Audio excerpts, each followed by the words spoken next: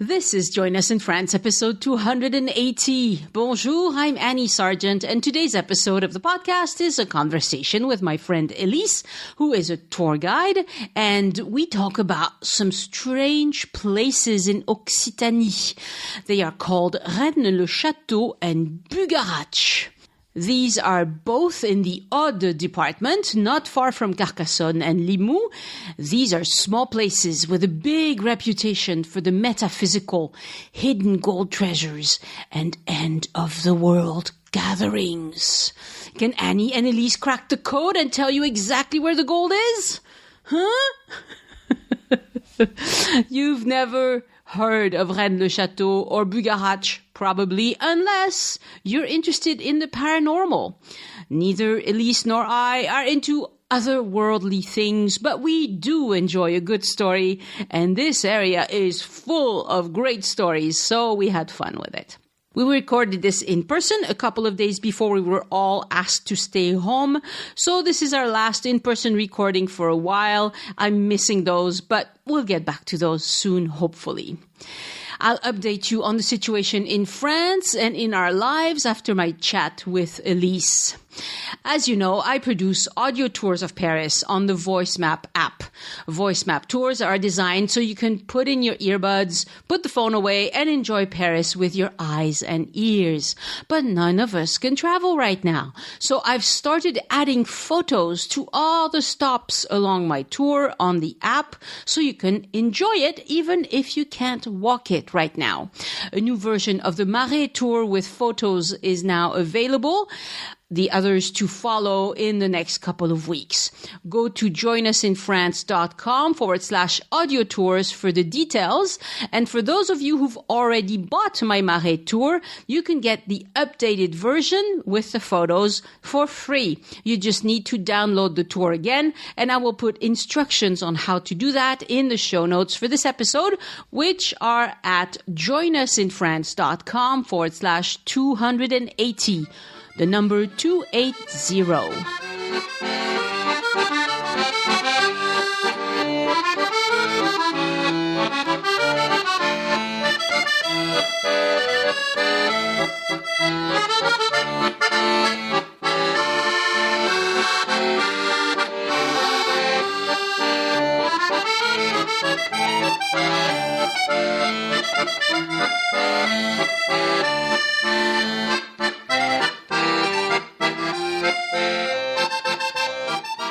Bonjour, Elyse. Bonjour, Annie. How are you?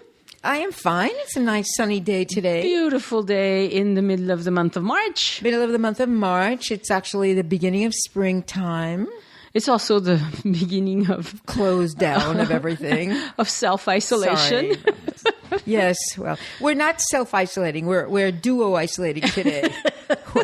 We're hanging out together. She's not that scary. Really. I'm not scary. No. She's not scary. We both washed our hands. Actually, did we wash our hands today? I don't know. I've washed my hands a few times already today. Yeah. Yes. Well, talking is not contagious. Yeah. Podcast. If you get the podcast bug, you won't get sick. You won't get sick. You will just have fun. Yes. You really will. Today we're talking about places around the Aude department. Yes. Just a little bit to the east of Toulouse. And south. And south a bit. And yep. south. Yep. And we're talking about Rennes-le-Château. Yes. Which is interesting. Yes. And Bugarach. And the Bugarach. Yes. Bugarach, which is a mountain. Which is a... Yeah, it's a small mountain. And of course, as usual, it's the foothills. I know nothing about this. Yeah. Today is a very special day because I'm going to mention a couple of places that are just really nice, interesting historical tourist places to visit. But the theme for today is more about how strange things can be and how New Age stuff has taken hold in a part of the Aude department. Now, we've talked about the Aude when we talked about Limoux, but this is a little south and southeast of Limoux, not very far. This is another kind of tourism that we're going to talk about today. So, Let's go. So let's go. Yes. So do I need to put on beads or anything? No. No beads? No, but and I don't think you need garlic around your neck either at this point. So I don't think so. We're going to go south of Limoux. We've done a podcast about Limoux and the lovely little town that's right next to it called Alet-les-Bains. So this is a continuation, basically on the departmental road that goes south. And we're going to go to this village, which actually is very beautiful. It's up on the top of a hill. In Catalan, it's called a Puech, P-U-E-C-H, or a Pug, P-U-E-G. I don't know ever how to pronounce either of those words. P-U-E-G? Yeah, which means basically peak. I see. And it's a peak. But this is the center of a very, very, very interesting form of tourism. So let's back up a little bit. Rennes-le-Château is a village that, in fact, historically is very, very ancient. Okay. It goes back. There's actually been archaeological work done there, and they have found evidence of settlements from prehistoric times. Mm-hmm. Now, on another podcast that obviously can be re-listened to way back, we talked about Neo and some of the caves that had prehistoric things. Yes. This is a part of the beginning of the foothills of the Pyrenees. And in the foothills of the Pyrenees, there are some very interesting places. There are some strange caves that have evidence of prehistoric activity, and then settlements that go back to either what's called Neolithic or a little bit later, which is before the Romans showed up. Yeah, so Neolithic would be Neolithic is about 4 or 5. It's about 4,000 years ago, 5,000 years ago. Yeah, okay. So so Rennes-le-Château, which at the time did not have that name, has proven to be a site of an oppidum. And an oppidum was when the local indigenous populations, which is pre-Roman, so whether they were what the Romans call the Gauls or the Celts or whatever, I don't even know what we would call them, probably similar to the peoples that actually lived in Toulouse. When they built villages, they built them on the top of these little hills that had 360-degree view as a defensive thing. Yes. And they built stone walls around it. Okay. So everyone that is in art history and in archaeology knows that the settlement that was there goes back very, very far. Right. But the history that we're interested in begins with the Tectosage, that is the Gauls, the people, the nation of Gauls that were there in this region when the Romans arrived. One of the legends, which is something we can actually talk about in detail later on at another time. One of the legends about the Celts, or the Gauls, is that they had an enormous amount of gold. Okay. That they had a huge treasure because the warriors the men wore gold as they wore breast pieces and they wore ankle bracelets and they wore things like that were made out of massive gold, because they believed it had a magic power to protect them in war. Okay. So, is that like, have they found pieces? Yes. Okay. In the San Ramon Museum, there are 3 or 4 pieces that are absolutely fabulous. Okay. So this is not just legend. No. Okay. No. The legend is that they had a treasure of stockage about, I don't know what the right word is actually, that they did. It is not a legend that they made these pieces to go into battle, and it was the men who wore them, and they were to protect them. It wasn't women wearing jewelry. But the legend is that they accumulated so much gold that there are these stories that go on and on and on about the treasure, the gold treasure. Well, if there's no gold treasure, it's no fun, is it? I mean, no fun. Right. Okay. So we start with the treasure of the Tectosage. Okay. And then we're talking about when the Romans arrived in this area, which is, of course, basically just about 50 BC. What happened to that treasure? Nobody knows. There's a lot of nobody knows. There's been a lot of speculation for all these many, many, many years. Uh-huh. And then we get into the period that most people are more familiar with, which leads us into the Middle Ages. Yes, I'm skipping lots of centuries, but it doesn't make any difference, because in between, what did we have? We had all these invasions. You had the Vandals, the Goths, and all these peoples. Did they look for the gold? I have no idea. None whatsoever. However, the second period that talks about a treasure with lots of gold is the time of the Visigoths. You know, we all know what a Goth looks like. A Goth is somebody who wears black and has lots of hardware all over their faces, right? You know, the Visigoths, which literally meant the Goths of the West, were Germanic people that in the 6th century, in the 500s, came down and across. They basically were from where Poland and Germany meet up these days. Mm-hmm. And they were an invading people that came down, and I don't know how long it took them. Obviously, this was not done in a day or two. And then eventually attacked Rome. And so we're talking about probably about 100 years of migration of this. So they attacked Rome when Rome was already declining. They attacked Rome as it was declining, yes. And what happened was they attacked Rome, and because they were really warriors, you know, I mean, we know about the Vikings, but these guys were pretty good too. What happened was, because they did indeed sack Rome, in the 400s, the rulers, but this is, as you say, very much a declining empire, they said, okay, look, guys, you are really incredible warriors. We really would prefer not to have to mess with you anymore. So how about we do this?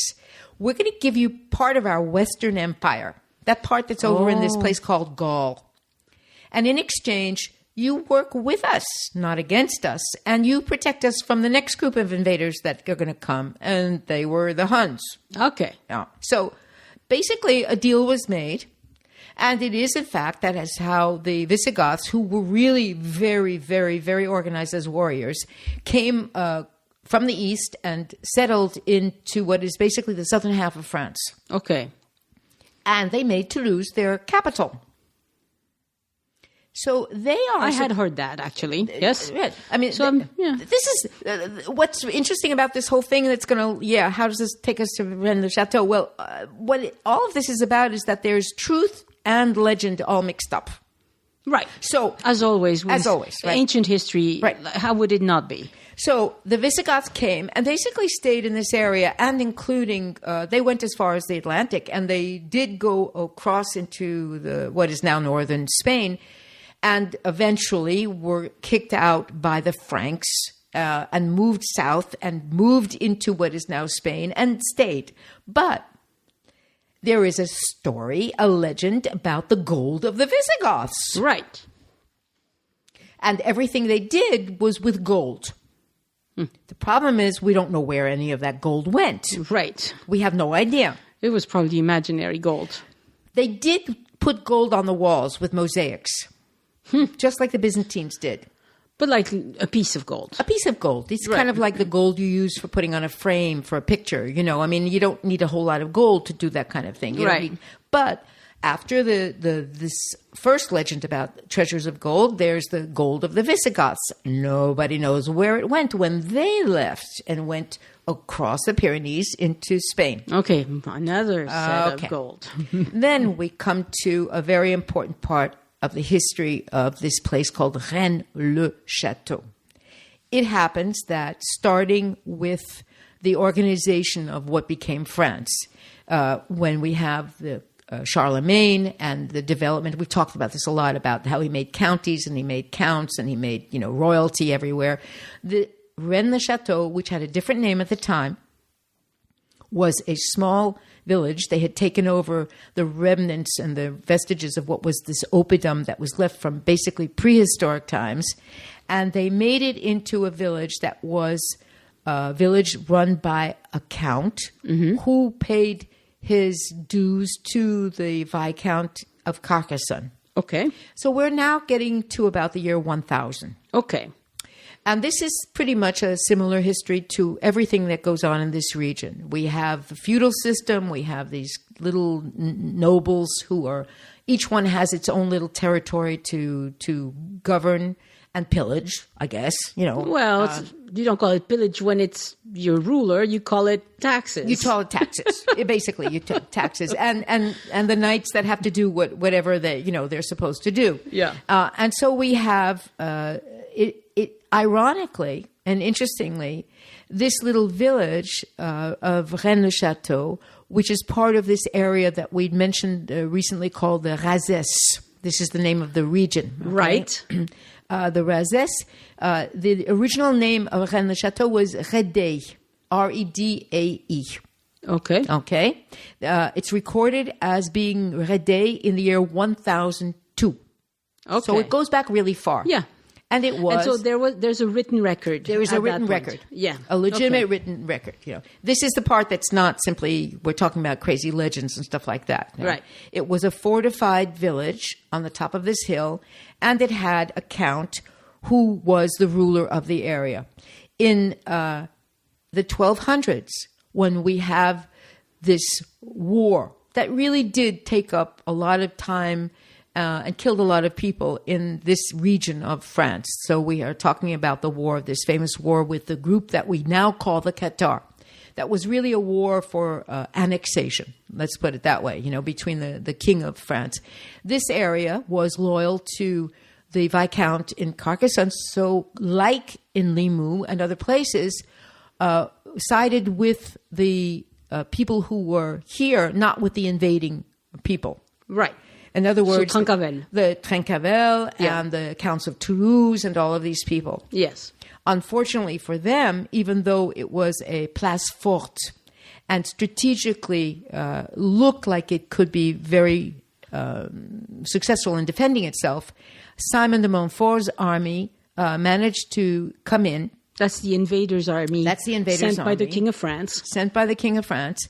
And they took it over. They managed to conquer it. And nobody really knows why, except that probably Trencavel and all of these people were too busy defending the more important cities like Carcassonne. And this was a small fortified village, which... Okay, maybe, yeah. It was never that big. It probably had a few hundred people at the most. Right. It's just that it's getting into the foothills of the Pyrenees. So its activity would have been textiles and metalwork, and maybe leather, because you have lots of rivers and you have lots of sources of metallic mines and things like that there. Now, let me ask you, you mentioned Simon de Montfort. Yes. Everybody listening, you have to know that to understand the story of the south of France, you have to know about this guy. Yeah. He was... Bad guy. Yes, he was a bad guy. He was a bad guy. And he was killed in Toulouse. Yes. In your voice map tour, do you take people to... No. In fact, it's interesting that you asked me that question, because I don't go to the place where he was, but what I am going to be doing is a voice map Qatar tour of Toulouse and the Inquisition soon. Okay. And in that voice map tour, then you will I mention will it. Definitely show where he got killed on top of everything So else. just to explain, Elyse is developing voice map self-guided audio tours of Toulouse and the area. Yep. I have been doing the same, but with Paris, and it's a great way to discover the city, because it's a great way. It shows you, and I'll put a link in the show notes for how you can find them. But if you go to Toulouse Guided Walks, there's going to be something there where you can link onto it. Yeah, you can find them. It's Toulouse Guided Walks. That's Elyse's site. So, and this man, Simon de Montfort, who is really down here, you have to go when you hear his name. This is what you're supposed to do. He was the general that led the invading army, and he gave the village Redae to one of his generals, the same general who was given Limoux. This is all part of the same time period. This man who was named Pierre de Voisin. Mm-hmm. And so it became the beginning of a dynasty, an aristocratic or noble dynasty of the family of the Voisin. Just like in Mirepoix, we had the family of the Lévis. And what happened was the walls of the village were torn down when Simon de Montfort attacked it. But a little bit later, in the early 1300s, the Family de Voisin, which is now a noble family with they have their counts, they rebuilt the walls and they added a chateau. Okay. And this is when it becomes Rennes-le-Château. Okay. We're in the beginning of the 1300s. And what happens then? We're at the beginning of the 1300s, and we have a king who is called Philippe le Bel. Yes. And Philippe le Bel is a man who wants to make France rich. And France has been bleeding money because it's been going on too many crusades and because they're at war with everybody. Yes. They're at war with their cousins in the south in Spain. They're at war with England. They're at war just about with everybody. And so... Bad idea. Bad idea. But it's kind of a sort of a broken record in the head of the kings of France for a certain amount of time. Yeah, it took him a long time to realize that maybe you should cut that out. Yeah. Stop. Because, it's not working that well. That's what led to the revolution, after all. And so what does he do? He decides he's going to attack the Knights Templar, who are... It's a strange concept. I mean, even after all these years of reading about this and going to these places, it is still a concept. This is monks who are warriors. Right. And the Knights Templar, which is an organization that was begun to defend Jerusalem. Right. So people went on crusades, and the Knight Templars helped them all the way to Jerusalem. And fought there to protect Jerusalem. Yes. But the other part of the history of the Knights Templar, which is why it becomes important in talking about Rennes-le-Château, is that they became the official bankers for the Pope. Right. And for anybody going on a crusade. And so we're talking about kings and princes and counts and all these noble people. And what they would do is that they would send their treasure and their money ahead for the Knights Templar to take care of it so that it was not pillaged on the way to, I think they would send it by ship, by boat. It actually would arrive in the ports in what would be really Palestine for Jerusalem. And they would go by land with their armies across. And so over the years, because the first crusade started in 1096, so we're talking about a period of almost 300 years. Over the years, the Knights Templar became very, very, very rich. Right. So to put it another way, this was an organization of very strong men who had relationships everywhere in France. So they set up little fortified places all the way between Paris and Jerusalem. And they had relationships all the way. And of course, if you were a rich person and you had to move money, moving it with the Knight Templars was a much safer way than giving it to somebody to and tell them right. No, you couldn't trust any of that. Right. So the trusted money movers were the Knight Templars, in the Middle Ages, and that's how they became so powerful. Is because of course they took a cut. And they kept a lot. And that's how it worked. And a lot of times also, these noble people would get kidnapped. Yes. And if there was a kidnapping, you had to pay a ransom. Right. Guess who took the ransom? The Knight Templars. The Knight Templar. And they took a cut. Right. And so they were really, really important. And then in my voice map tour of the Ile de la Cité in Paris, I explain how they became so powerful that they had to be executed. They had to be eliminated. Eliminated completely. And in a very, very brutal and visual way to mark, so people wouldn't forget that this is what happens if you mess around with the French king and the Pope, because they were playing them both. They were playing them both. They were playing both sides of anyway. And so Philippe le Bel, what happens is there was, in fact, a time when one of the centers for the Knights Templar was here in Toulouse. And so a legend grew up that when they knew that they were going to be persecuted and chased by Philippe le Bel, and of course the leaders were about to be arrested, they went and took a big chunk of their treasure and they hid it somewhere. And where did they hide it? They hid it somewhere in the hills around where? Rennes-le-Château. Of course they did. Of course they did. Yes. So here we come. This is legend about treasure number 3. Okay. Okay. Next century.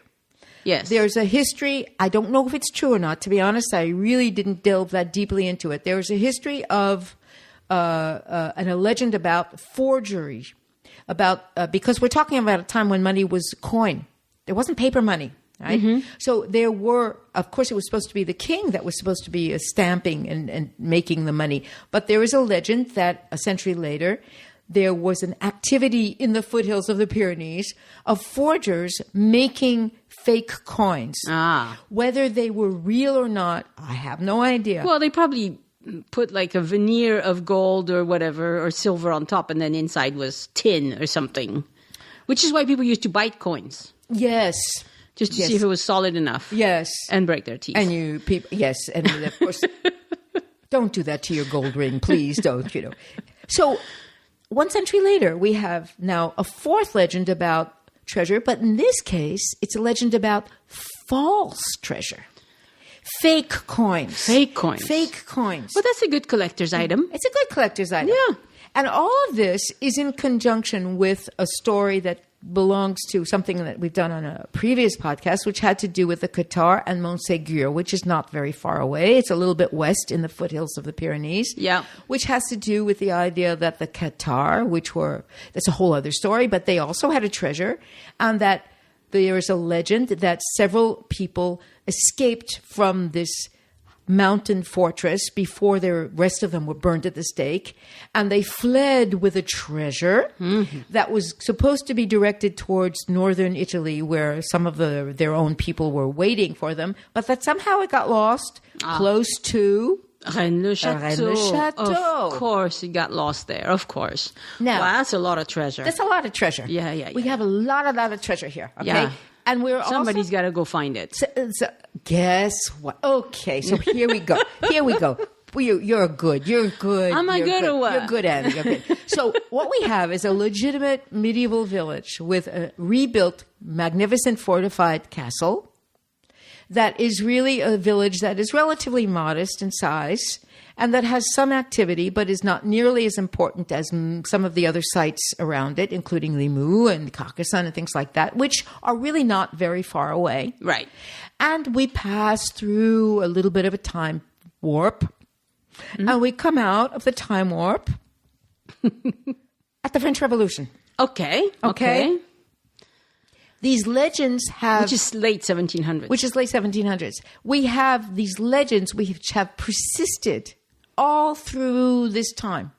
Yeah. But people are preoccupied with other problems, Yeah. There are other issues. Like feeding your family. Like having the plague come through, like having the English marauding, like whether there's going to be upheaval in relation to the monarchy or not. Yeah. Like the war of religions between the Protestants and the Catholics. Things like that, yes. Things like that. Yeah, okay? Minor details. Yeah. However, if you go and read about the history of Rennes-le-Château, all through this time, there are people who have come and have started to dig. Dig where? They dig in the hills that are literally under the chateau. They dig.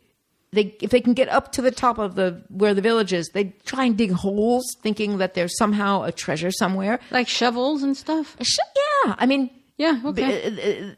People love looking for treasure.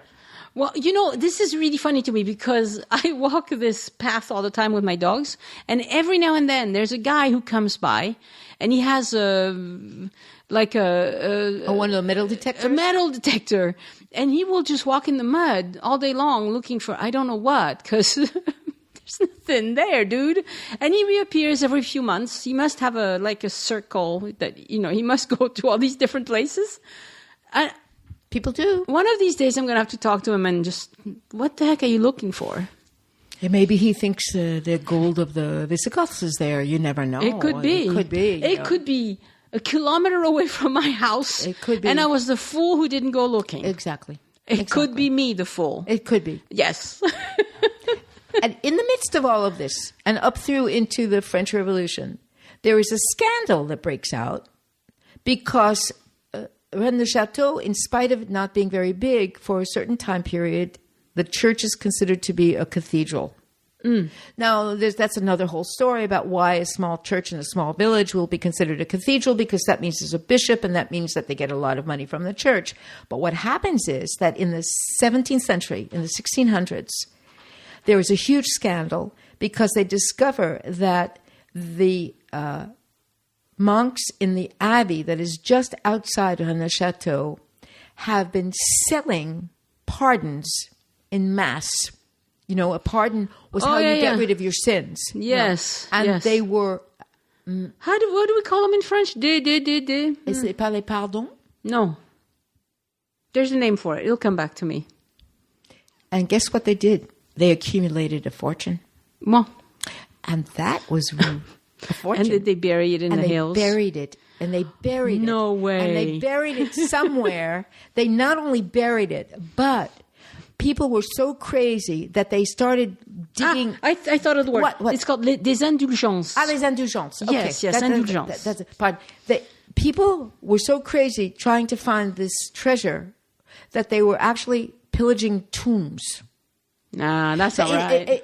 So this place has this history that is rather... The word in French is louche. I love that word. C'est louche. It's louche. C'est louche. It's very suspicious and very... Okay. Anyway, here we go. All right. Modern times begins officially after the French Revolution. Okay? Yeah. The very beginning of the 1800s. The village is basically isolated. It's become very poor. There's very little going on there. Because they can't find the treasure. Well, because there's no activity left of any kind. Yeah. And what happens is that we get into the early 19th century, and there is a priest who is named the priest of the church in the village. And he is a monk who belongs to this Benedictine abbey where they had been selling these indulgences, these pardons, right? Yes. And his name is Abbé de Saunières. Saunière. And Abbé de Saunières decides that it is extremely important to renovate the church, and in order to bring money back to the village and to bring people back to the village, he undertakes the building of a new chateau on the ruins of this chateau from the 1200s. Okay. And he adds a park. Okay. And he adds I'm losing my words. Like a botanical garden with beautiful flowers. Okay. And he has a tower built. All right. Okay. And this is all built. Obviously, he had money. That priest had money. Ah, Annie. He had money. Oh. He had money, but he was a monk who was a priest. Right. Where did the money come from? Well, it's possible he found one of the treasures. And there we are. There you go. There we go. And so what happens is, starting in the middle of the 19th century, there is a legend that develops and spreads. Yes. Worse than the coronavirus. Actually. That Abbé de Saunières has found the treasure. The one. Well, but we don't know the which one. Right, which one? He found we don't one. Know. We never know. Was it fake coins, though? We never know. Okay. We will never know. Oh. We will. That's disappointing. We will never know. The fact is that what happens is that no one ever, to this day, has found out where the money came from that he used to do all this, build all of these buildings that are still there. A lowly monk. Why? That are still there. The Rennes-le-Château is actually very pretty. It has a gorgeous rebuilt medieval chateau. It has a park with gardens. It's all of this up on top of a hill. It's got a little center of old medieval houses. It has a 360-degree view that shows you the Pyrenees, the foothills, the valleys going north towards Carcassonne into the rolling hills. It is, in fact, a very beautiful little village. Mm-hmm. But what happens is that because of this building and because there is this fervor around this legend, people start to come to Rennes-le-Château. Yeah.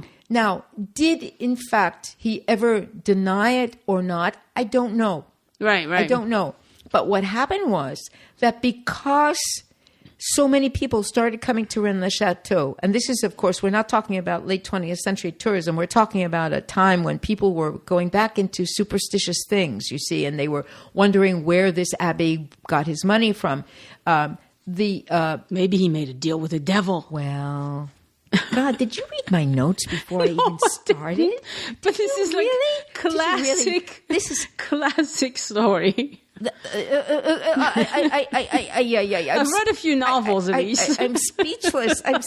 Except that this isn't out of a novel. This is the reality. Of course, it's reality. So of course. What happens is that the bishop of the area, who is a man with a certain amount of rationality, mm-hmm. he basically takes him to task and tells him, because he's actually just a local priest. I mean, he's a monk from this tiny abbey, village, but he's small a local thing. priest. Yeah. And basically says to him, you have to stop this essentialism around your church and everything, because this is not doing the church as a whole any good. There's too much nonsense going on. So he was attracting too much attention to himself. Attracting too much attention, and bad attention, because it had to do with what was considered to be notoriety and superstition and things like that. Well, it turns out that the Abbé Saunières persisted, and he lived to be a relatively old man. And when he died, which is at the beginning of the 20th century, he left behind him some writings that nobody can confirm or deny in terms of what he says in the writings, because they're very strange writings and they're a bit mystical and they have to do with the church and the devil and this and that. He was a weirdo. He was a weirdo. Yeah, I could have told you that already. But what's interesting, and this is where it gets a little bit more serious, actually, is that the people that came to his defense, and this is in the 19th century, were the reactionary monarchists. See. So he had a huge following. Okay, with the right wing. With the very right wing, very reactionary part of the Catholic Church. Yeah. And they were definitely people that you and I would not want to associate with. Sure. So is there some connection, and is that where the money came from? There is nothing to verify one way or the other. But one of the last things he did before he actually died was he had work done on the church itself. And in the process of renovating the church, he added a couple of statues, and one of which is called Le Diable au Bénitier. Le Diable au Bénitier. Yeah, I've got a little picture in black and white, but it's in green and it's very nasty looking. And he added a couple of these pieces that have since been renovated, because now they've been renovated because, in fact, it is what brings tourists to the church, because the legend developed after his death, carried on by these right-wing traditionalists, that the treasure that Abbé Saunières found was a treasure that originally had belonged to the devil, and he had recuperated it. I mean, this gets a little... So the devil got it. The devil is mixed in with this. Okay. Well, of course, the devil will be in it. In the 1960s, there was a movie made called L'Or du Diable. Oh, there you go, the movie. Oh, no. Well, why not? Why not? We have to have a movie, don't we? No, I'm sorry. It was in the 1980s. It was called L'Or du Diable. L'Or du Diable. Yes. And I have not had the pleasure of viewing that masterpiece. No. And it was really about the whole legend and the story of this treasure and Renne-le-Château. I wonder if it's on Netflix. Probably is. It probably is. So this is what the story is now. since the beginning of something that we call the New Agers. Yes. People who believe in power lines that go into the center of the earth and magic crystals and things like that. It's a concept. I'm not even sure why it came to be called New Agers, but they adopted this town, this village, Rennes-le-Château, and made it into a site of one of their energy lines. Yeah. And so what you have is you have basically three kinds of tourism that goes there. Yeah. You have tourists like you and I who go there because it is, in fact, out of curiosity to go to see this place, because it is, in fact, really very pretty. The site is magnificent, and you want to know what all the noise is about that everyone's talking about. No, L'Or du Diable is not on Netflix. Oh. Dang it. Not in French Netflix, anyway. Well, it is French, so it'll come out sooner. And then you have the people who go there because they want to have a mystical experience. Sure. And what happens is, and this I can tell everybody by firsthand experience, because I went there with a group, this is a number of years ago, who wanted to go into the church with their crystals to see if there were good or bad vibrations happening.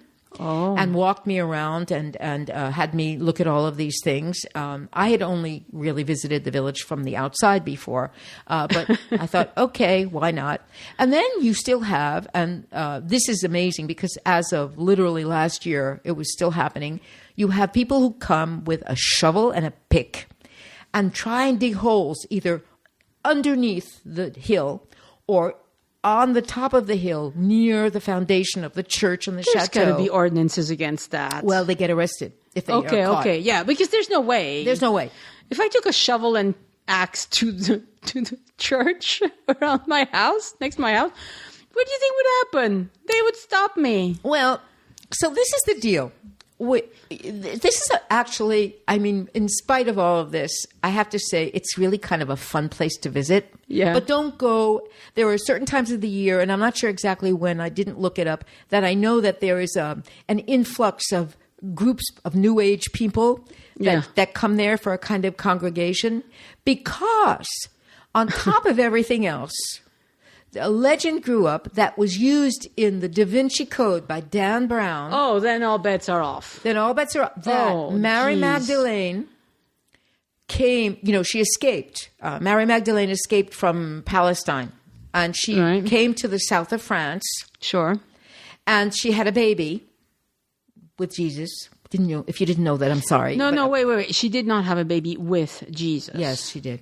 That's what the legend says. She made a kid with her son? That's incest. No, not. Oh, Mary Magdalene. Sorry. No. Mary Magdalene. Oh, a different apology. Mary. A different Mary. Yes. Yeah. Okay. Apology. Be careful here. Yeah.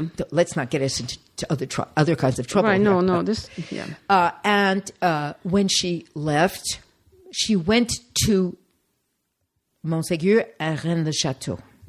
Yes, as one does. As one does. And somehow she is buried somewhere around here.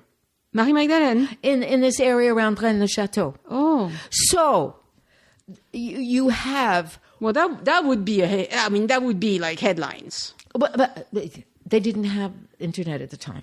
Oh, true. Imagine what would have happened with the internet.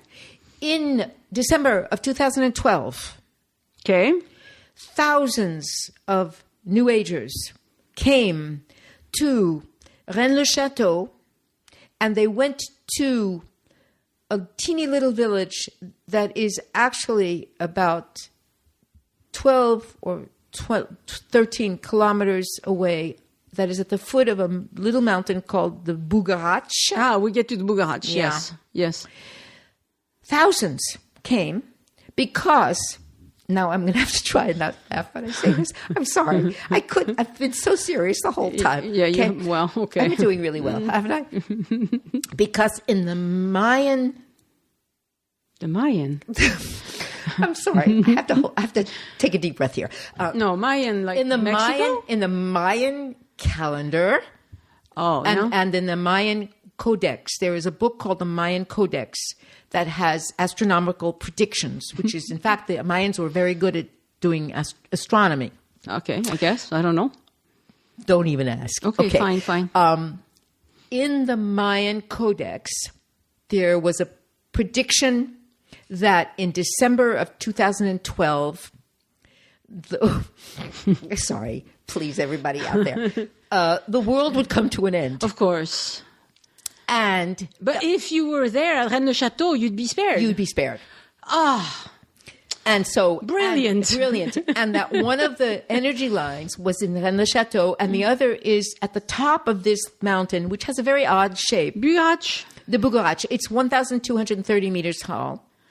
I mean, if you go there, people probably assume you're wacko. Well, they do. They do. And actually what happened was, and I vaguely remember this, although of course I vaguely remember it in the sense that I remember hearing about it because I was still here and Toulouse not there, that they sent out a lot of, I don't remember if it was police or exactly army, to surround the village of Rennes-le-Château and surround the base of the Bugarach mountain because they were afraid that there were going to be incidents, because the local people have been putting up with these masses of New Age people coming for a long time. Yeah. And there had been an announcement made that thousands were going to show up for this final apocalyptic ceremony. Wow. It wasn't whether they were going to be saved or if they were going to just simply be able to go to paradise when the end of the world came. Yeah. But it was one or the other. It's very disappointing that nothing happened. Well, it is very disappointing. But what is fascinating, and this is why I like to throw this out to everybody, is that it is a fact that geologists have done some research about the minerals that are in the Bugarach. And there are some things. There's an excess of iron ore, which of course creates heavy magnetism. Which is why when people come with these, the fact is that people come with the crystals, and I'm sure somebody out there is going to write and say that I'm inaccurate in doing this, but they come with the crystals, but the crystals are attached to something metallic in general, you know. Okay. And it is the fact that these move, see. Yeah. And so it has to do with the iron ore, and it has to do with other metals that are inside. That's what makes them move. That seems to create the reaction that sets Right. these things off. And it is a region that is filled with caves that have very heavy deposits of different minerals. It is a fact, you know. Right, so right. you can take That's this natural. That any way part you is want. natural. So what has happened is that we could say that the region around Rennes-le-Château and the Bugarach is a kind of New Age tourist attraction. Right. But- and once it's been in movies and in a book as popular as Da Vinci Code, Right. then all bets are off. All bets are off. Yeah. However, it is also really fun to go there. Yeah. Well, I was planning on going tomorrow, but to take photos of both Limoux and Rennes-le-Château. I don't know if I'll make it tomorrow, but I need to go eventually. I hope they won't chase me away with a pitchfork when I show up with my big camera. Don't bring a pitchfork with you. No, I won't have a shovel. I promise. Don't have a shovel. No Don't shovel. Have a shovel. No shovel. And if you go there, because honestly and truly, if you're in this part of France and it's the springtime or the summer or the early fall, it is a lovely, gorgeous area. It really, the views from some of these villages are absolutely magnificent. And Rennes-le-Château is just a kind of kick to go to this place, and just there's a couple of New Age bookstores there. There are a couple of little places where you can have something to eat. But while you're there, you might as well take advantage of being in this area and do two things, and go to a teeny little chateau that's a fortified chateau called Arques, Arques, Okay. which is east of Rennes-le-Château, which is really a magnificent fortified castle. It is in private hands, but it is visitable. I visited it twice, and it's really beautiful. Huh. And it has stayed in the hands of the dynasty of the Maison de Joyeuse. Joyeuse, that's a good name. Which is part of the ancient nobility of the area. But it's really beautiful to see, and it's got 4 towers on this sort of rectangular. It's not high up, which is interesting because it's not like the Cathar ruins that are all very high up. Yeah. This one is really easy to get to, and it's only a short distance east of Rennes-le-Château. Yeah. This whole area is really lovely to visit. I wouldn't go in the dead of the summer because it would get hot. It gets hot, and it can be really filled with tourists. Yeah. But if you can go in May or maybe April, May, and September, October, it would be so lovely. It is really lovely. The Aude is a lovely area. And honestly, and the wine is good too. The wine is good too. And if you go to the top of Rennes-le-Château, the parking, by the way, Rennes-le-Château is all the parking is down below.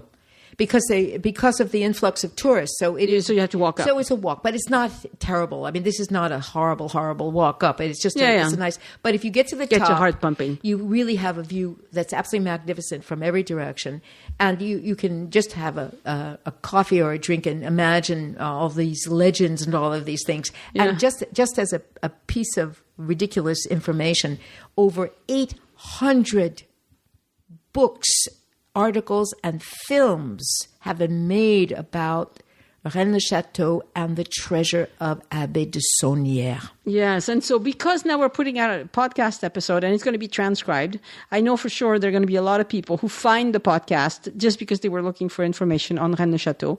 And I want to apologize if we have been cavalier with your dear held beliefs. But Elyse and I are rational people. Let's say that there's a certain, in French we would say prise de distance. Yeah. There's a certain okay, prove it, kind of thing. It's like no, but really, it's a great story. It's a great story. So why not? Enjoy life. If that's what makes you happy, go for it. And really, this part of Aude, because it's filled with mystery. It's mystery of these ruins that are yes or no, maybe really chateau from the Cathar times, but other medieval fortified chateau and gorgeous little villages. It is really a gorgeous part of the Aude department to visit. So it's a great visit. You go to Rennes-le-Château. You can do all of this the same day. You can do this the same day you do Limoux. You can go Limoux. So that's you can my go plan. Rennes-le-Château and then stop in Arques to see this very beautiful chateau. Right. And if you have Bugarach enough courage, yes, go to the Bugarach. Go to the Bugarach. Can you climb up it or something? Yeah, there's a hike or something. There are trails. Yeah, it can be a little bit muddy because it is actually oddly enough, it is a little kind of microclimate there, so it does get a fair amount of rain. Mm-hmm. There's a tiny little village, the village of Bugarach, which is down below, but it is really a very beautiful area, and so you have all these things. We'll see. I blocked out the day tomorrow to go, but then I thought, well, with this virus, whatever, should I go? But the virus isn't going to be in Bugarach. There's no COVID in Bugarach.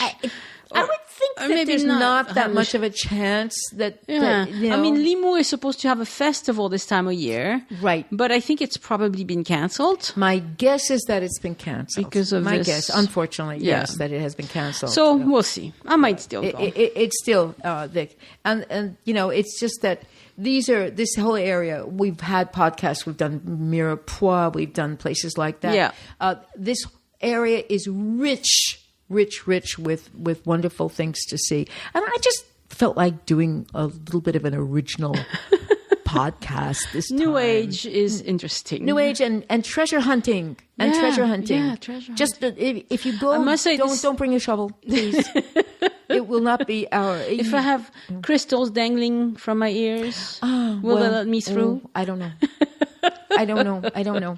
And then don't rub the belly of the devil, the statue of the devil that's in the church, please. Oh, are you supposed to do that? Is that what they do? I don't know if you're supposed to do it. Well, I'm not touching the thing. There's COVID-19. He's nasty looking. Okay. He's really nasty looking. But you can sit in the garden, have a coffee, and that's right behind. It's actually right behind the church. Yeah. It's between the church and the chateau, and go, yeah. Okay, I'm in the country of legend. Maybe all these things really did happen. Awesome.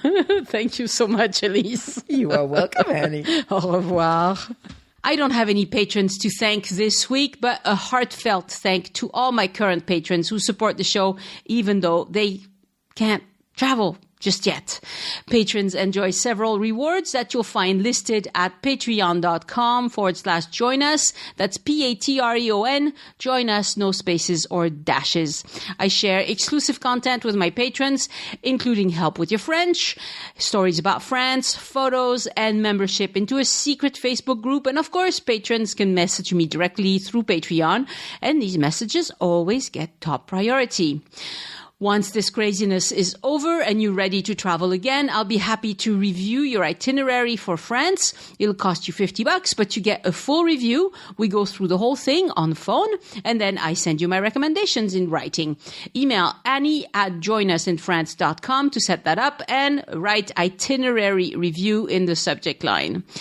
You can also send in a one-time donation by using the green button on any page on joinusinfrance.com that says tip your guide, and that's very much appreciated. And if you'd like to support the show without spending a penny you wouldn't have otherwise, before you go shopping on Amazon, go to the bottom of any page on joinusinfrance.com and click on the Amazon ad. Because you came to Amazon through my site, I get a small commission, and it does not cost you a penny more. And it's the same thing with the booking.com ad, but I don't think you shouldn't be booking hotel rooms right now. And thank you so much.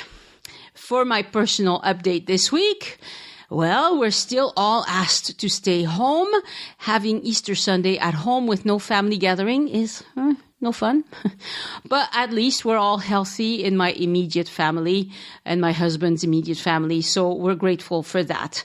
The number of new infections is still not going down in France or in the US, sadly, but it is in Italy and Spain, which is great news, and other countries are dealing with this much better than France. So there's hope. But it's going to take a lot of patience, I think. President Macron is going to make another speech tonight, and he's probably going to tell us we're to stay inside until the end of April at least, and possibly prepare us for some things that will come into place once they relax the rules. We'll see. Wait and see. I found a place where I can order groceries online and go pick them up at a given time. The slots for pickup are usually 5 or 6 days in the future, but it'll save me going to the store, which is going to be a great relief. I really don't understand people who continue to go to the store like nothing has changed. Last Tuesday, I went to the store where I hadn't been for 2 full weeks, and I was loading up for another 2 weeks. So I had a massive cart. As I was rushing to put everything on the checkout belt, one guy in his 60s who was just buying one baguette asked me if he could go ahead of me, and I said yes. But then I wondered, who risks catching this terrible virus for one baguette? Another couple in their 70s both came to the store to buy a 6-pack of water. Nobody's running out of tap water. You're in your 70s. This thing could kill you. Why are you here at all? And of course, there were 2 young guys who were buying a camembert each or whatever. But to me, it's obvious that you have to limit the number of trips you make to the store. And if you don't have to go at all, that's even better. So I'm seeing too many people who take no precautions, no gloves, no mask. They're not particularly careful about how close they stand to you or anybody else. And I think they go to the store because that's one of the few things that's allowed. Are people that dumb? Staying home is a small price to pay compared to all the people who risk their lives right now to work in the medical fields and the folks who are keeping the country running. I really, really look up to them. I think of all the people who are lying in bed, sick and dying with this virus. I walk around my little garden, and today was lovely. It really feels like spring is here now. The sun is warm. I take my little regulated walks with the dogs, and I think how lucky I am. And I hope you're as lucky as I am wherever you are in the world. And hang in there, this will pass. But please, please don't go out any more than you absolutely have to. Next Sunday's episode is going to be about the Béarn. It was a very fun episode to record a few months back, I'm afraid. The lady who I talked to was just full of energy, full of beans. It was wonderful. So I look forward to that next Sunday. Send questions or feedback to Annie@joinusinfrance.com. Have a great week at home. Be safe. I send you my best wishes from the south of France, and I'll talk to you next week. Au revoir. The Join Us in France Travel Podcast is written and produced by Annie Sargent and copyright 2020 by Addicted to France. It is released under a Creative Commons Attribution, Non-Commercial, No Derivatives license.